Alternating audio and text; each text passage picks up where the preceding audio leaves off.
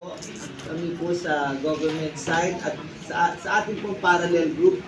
Maraming pong salamat sa lagi at walang sawang pagsuporta sa ating mahal na Pangulong BBM at sa aming mga amo, sa Secretary Abalos. Maraming salamat po.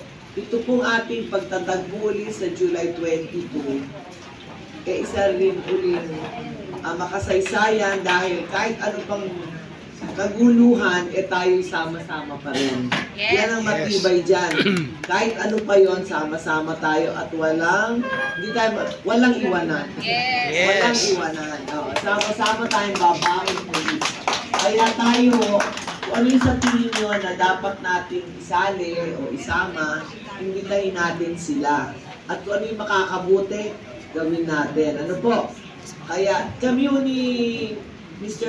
Manny dito, nag-uusap kami kasi magkakaroon ng usapan pa yung ibang ahensya para sa katahimikan, kaayusan ng programa sa July 22.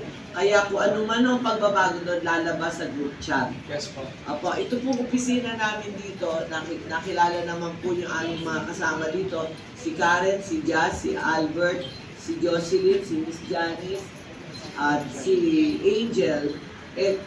Lagi pong bukas ang aming komunikasyon para kung ano po yung mga kailangan tanungin, liwanagin, libre po yun.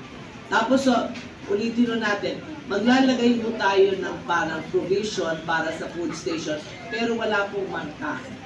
Wala pong marka para mailayo lang po natin sa kahit anong baka tayo masalisihan. Mag-iingat po tayo. Pero meron nga, binanggit ko na po sa inyo kung ano man po yung pagkain ipagsasalu-saluhan natin.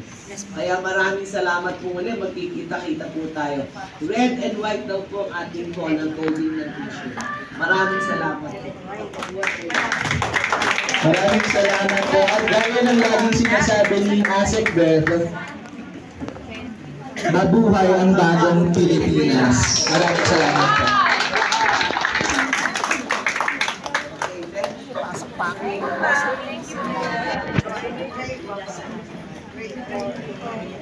She's my ate. She's my ate.